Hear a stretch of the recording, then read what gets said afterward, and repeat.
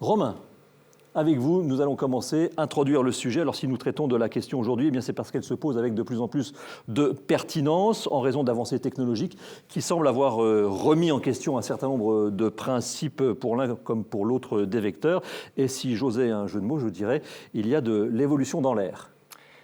Oui, en effet, donc cette question se pose. Juste pour faire un tout petit peu d'historique, et pour grossir le trait, on voit que ces dernières années, on a du vecteur R en tertiaire de grand volume, du vecteur O en logement, et ceci s'explique par le fait qu'on a des bâtis qui ne sont pas très isolés à l'époque, et aussi parce qu'en tertiaire, on a de forts besoins de renouvellement d'air, demandés par le RSDT ou le code, le code du travail.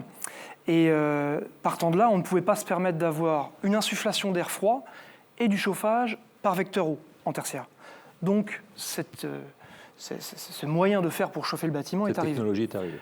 En logement, les choses sont bien différentes. Les niveaux d'insufflation d'air ou de débit d'air neuf sont bien plus faibles. Et le vecteur O, la partie rayonnante du vecteur O est très confortable. C'est la raison pour laquelle on peut parler de segmentation. Les choses ont un tout petit peu changé aujourd'hui avec la question qui nous occupe, à savoir l'innovation que l'on voit aujourd'hui, le vecteur R en logement, qui pour le coup pénètre sur le marché. Alors sur cet aspect historique, est-ce que vous reprenez les propos de Romain Rouillard, Julien Garnier ? Tout à fait. On est sur le tertiaire, sur un renouvellement d'air plus important, sur des débits d'air plus importants. Donc on a utilisé ce vecteur pour pourvoir au confort du bâtiment.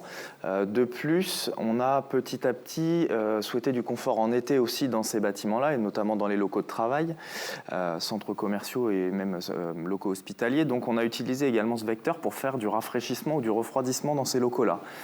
Vecteur qui était adapté puisque le vecteur O, tel qu'on le connaît en chauffage, est nettement moins adapté pour faire du rafraîchissement de locaux. Donc effectivement, une segmentation des marchés, puis ce faisant, le temps passant, des habitudes, que ce soit au niveau de la promotion immobilière, des bureaux d'études, des installateurs qui ont installé durablement ce vecteur en logement et la situation dans laquelle on se trouve aujourd'hui, écartant le vecteur R de ce fait du marché. Les habitudes ont tué un peu l'innovation, selon vous ? C'est-à-dire que l'être humain est fondamentalement va vers le confort. L'habitude est un confort. Et pourquoi, quand on a une solution qui fonctionne bien, aller en chercher une autre ? Donc on ne va pas naturellement vers l'innovation. Et c'est ce qui, je pense, a aussi conduit le marché, effectivement. Donc cette segmentation, pour vous, elle est due aux habitudes prises, à la technologie aussi disponible sur le marché pour l'une comme pour l'autre. Exactement. Les industriels pourvoient des solutions et innovent en fonction des opportunités de marché et ont plus innové avec l'appui de bureaux d'études sur les solutions de vecteur O, comme par exemple à une époque l'hydrocablé qui a été une innovation il y a quelques années déjà dans le bâtiment, mais c'est pour souligner ce principe une des innovations de l'époque qui a soutenu ce vecteur, le vecteur O. Kevin Girsch, est-ce que vous êtes aussi d'accord avec cette segmentation ou sectorisation entre les deux utilisations ? Je schématise, donc gros volume tertiaire, vecteur R, petit volume résidentiel, vecteur O. Ça paraît logique. Oui, il y a cette logique, effectivement. Je vois trois justifications au vecteur R. La première, c'est lorsque on a déjà en présence le vecteur du fait du renouvellement d'air neuf hygiénique. Donc, on a des débits d'air neuf hygiénique requis qui sont compatibles avec l'apport de chaleur que peut amener un vecteur R. Donc on va mutualiser les systèmes et puis on le met en place comme ça dans des bâtiments. Donc c'est le cas des petites salles de spectacle, de certains établissements scolaires ou de salles de conférence. L'autre justification, c'est le besoin de puissance. Le vecteur R bénéficie de la puissance qui est proportionnelle au débit d'air. Donc on peut véhiculer énormément de puissance dans un bâtiment comme ça. Donc c'est le cas des locaux de grand volume.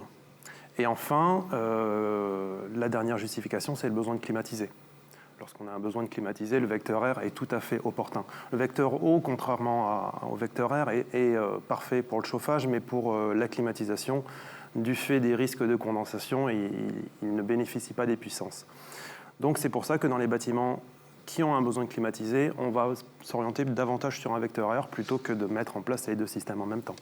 Tout à l'heure, Romain Ruyard le disait dans son introduction, les positions changent. Ni l'un ni l'autre n'avait évoqué l'augmentation du coût des énergies ou le souci que nous avons tous de préserver la planète. Est-ce que ça peut jouer aussi dans la prise de conscience de spécialistes comme vous pour préconiser plus du vecteur R que du vecteur O dans certains cas? C'est ce qu'on a vu sur les locaux de grand volume. Historiquement, ils étaient plutôt chauffés en vecteur R pour combattre les effets de stratification. Par la suite, il y a des systèmes rayonnants, que ce soit vecteur eau, que ce soit vecteur gaz, qui se sont mis en place pour travailler sur la température de rayonnement des parois, plutôt que sur le chauffage de l'air de l'ensemble des locaux. Et avec à la clé, bien sûr, des économies d'énergie. Julien Garnier, est-ce que ça rentre dans les préconisations que vous faites pour vos clients? Cette dimension durable, du développement durable? Effectivement, aujourd'hui, la base d'une conception, ça sera d'une part d'atteindre les exigences réglementaires, qui sont ce qu'elles sont aujourd'hui, et demain, pour nous, de répondre aux enjeux de développement durable, à la trajectoire qui a été définie de réduction des émissions de carbone. Et dans ce cas-là, dès qu'on a un système innovant ou un système qui permet de diminuer les consommations, on est tout à fait en phase avec ça et à utiliser ce type de système. Alors je le rappelle, vous pouvez envoyer vos tweets sur le hashtag débat au pluriel CJBAT et les experts super-héros qui sont autour de moi répondront à toutes vos questions. Donc hashtag débat au pluriel CJBAT. Xavier Jouan, alors vous n'êtes, vous, pas dans le bureau thermique, bureau d'études thermiques, vous êtes chef de service adjoint à conception, c'est Bouygues Immobilier. Est-ce que cette question se pose de plus en plus, avec de plus en plus d'acuité dans le logement, dans la promotion de logements neufs? Alors la question du confort et de comment les gens vivent dans le logement se pose de plus en plus. Et en l'occurrence, moi j'ai testé cette solution sur une petite opération atypique. C'est-à-dire une opération petite, 27 logements, de centre-ville, pas de sous-sol. Et on a vraiment cherché ce qui pouvait être présenté aux acquéreurs pour apporter du confort de vie. Et moi, ce qui m'a apparu comme le plus convaincant, c'est de supprimer les corps de chauffe. Et donc, quand on m'a présenté cette solution-là, on s'est penché tout de suite sur l'étude avec les bureaux d'études thermiques, avec l'architecte. Et très vite, on a vu qu'elle était facile à mettre en œuvre et que ça pouvait coller. Romain Ruyard, donc on a un tour de table, plutôt les grands volumes donc en vecteur R, les petits volumes en vecteur O. Néanmoins, on va voir au cours de ce débat que les positions sont en train de changer. Oui, tant sur le tertiaire d'ailleurs que sur le logement. Et c'est bien pour ça aujourd'hui que nous sommes réunis. Est-ce que vous avez le sentiment que l'environnement joue un rôle sur ce changement? Ou alors, vous avez parlé de confort, on a parlé de confort, qu'est-ce qui joue le plus? C'est la recherche aussi de l'optimum de vie, au travail ou en logement. Monsieur parlait de supprimer les corps de chauffe, donc en effet, si on parle de radiateurs, ne plus les avoir, qui sont forcément quelque part où on pourrait mettre des meubles, c'est forcément une contrainte en logement. Et donc les systèmes que l'on va pouvoir voir tout à l'heure font qu'on peut meubler complètement le logement. En tertiaire, on voit aujourd'hui que, notamment en bureau, on peut avoir des installations en vecteur O, si bien sûr la conception bioclimatique est traitée.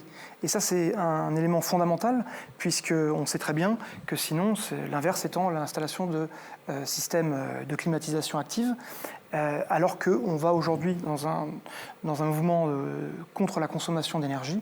Donc voilà, travailler la conception, travailler l'enveloppe, éviter les charges, notamment estivales, est un enjeu de demain.